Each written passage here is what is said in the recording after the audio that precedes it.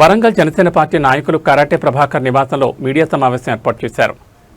Congress party అధికారంలో లేనప్పుడు ఎంతగానో కష్టపడ్డాను, కానీ వరంగల్ కాంగ్రెస్ పార్టీ తూర్పులో మూడు ముక్కలాట అయిపోయింది. కాంగ్రెస్ పార్టీ జిల్లా అధ్యక్షుడికి పదవి ఇస్తే కనీస గౌరవం గుర్తింపు లేకుండా కొందరు చేస్తున్నారు.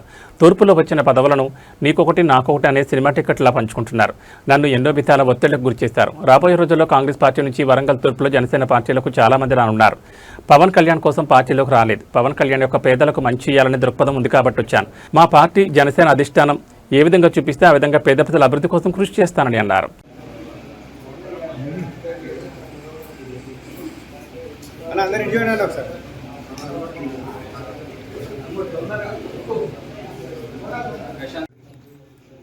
కాంగ్రెస్ పార్టీలో ఉన్న అక్కడ పదవులు కానీ ఏది ఆశించకుండా ఈరోజు జనసేన పార్టీ మన సొంత ఊరికి వచ్చినట్టుంది. ముఖ్యంగా కరాటే ప్రభాకర్ ఇక్కడ వరంగల్లో పెట్టుకునేది కరాటే ప్రభాకర్. మొన్న పవన్ కళ్యాణ్ గారు కలిసినప్పుడు కూడా తన ఇంటి పేరు చెప్తే నాకు అది కాదు కరాటే ప్రభాకర్ అంటే అని తెలుసు అన్నాడు. సో నేను ఏమంటానంటే ఇక్కడ జనసేన పార్టీ తెలంగాణలో ముఖ్యంగా వరంగల్ గడ్డ మీద నుంచి ఒకటే చెప్తున్నాం. మన మున్సిపల్ ఎలక్షన్లో కూడా మేము పోటీ చేసినాం. మీరు చూశారు, మీడియా మిత్రులకు అందరికీ తెలిసిందే.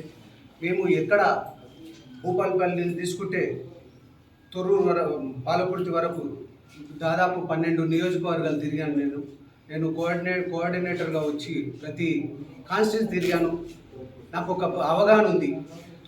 ఏమంటానంటే రేపు ఈ రాబోయే ఎలక్షన్లో జనసేన పార్టీ ఇక్కడ ఈ ప్రాంత ప్రజలు ఒక ప్రత్యామ్నాయం కోసం ఎదురు చూస్తున్నారు. అది జనసేన పార్టీ అవుతుంది.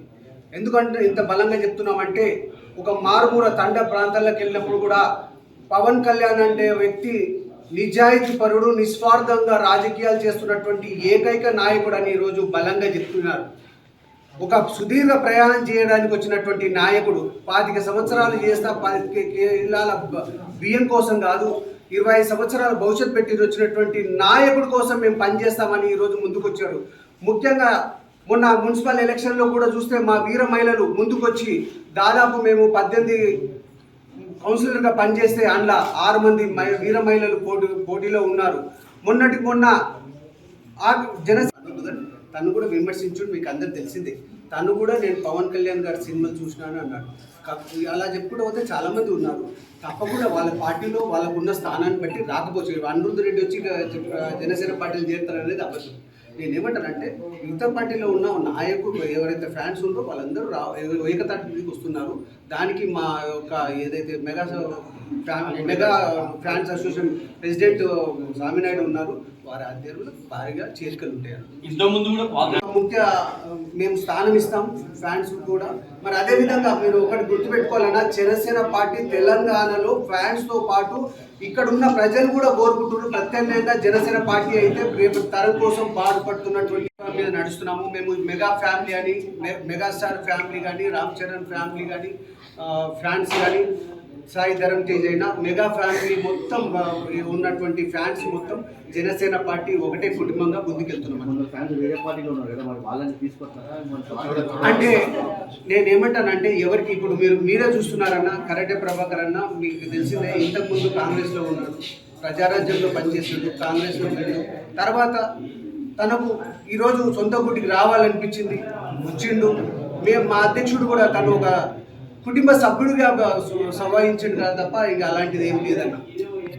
పనిచేసే ప్రతి అభిమానికి ఉండొచ్చు, కార్యకర్తకు మంచి భవిష్యత్తు ఉండే విధంగా నాయకుడు చూసుకుంటాడు. ఒకటే ఎగ్జాంపుల్ చెప్తానన్న, ఒక కార్యకర్త కోసం 5 లక్షల బీమా తీసుకొచ్చినటువంటి పార్టీ జనసేన పార్టీ. మీ అందరికి తెలిసిందే అన్న. నేను ఎందుకంటున్నా అంటే కార్యకర్తలను ఆయన ప్రత్యేకంగా చూసుకుంటాడు, ఒక కుటుంబంగా చూసుకుంటాడు తప్పే మేమంతా ఏమి ఇస్తే వచ్చినామన్నా. 10 రూపాయలు ఏ పార్టీకైనా 10 రూపాయలు రేపు నేను కౌన్సిలర్గా గెలుస్తాను, లేకపోతే ఏదైనా వైరల్ చేసుకొని నా డబ్బులు సంపాదిస్తాను అనుకుంటున్నాను.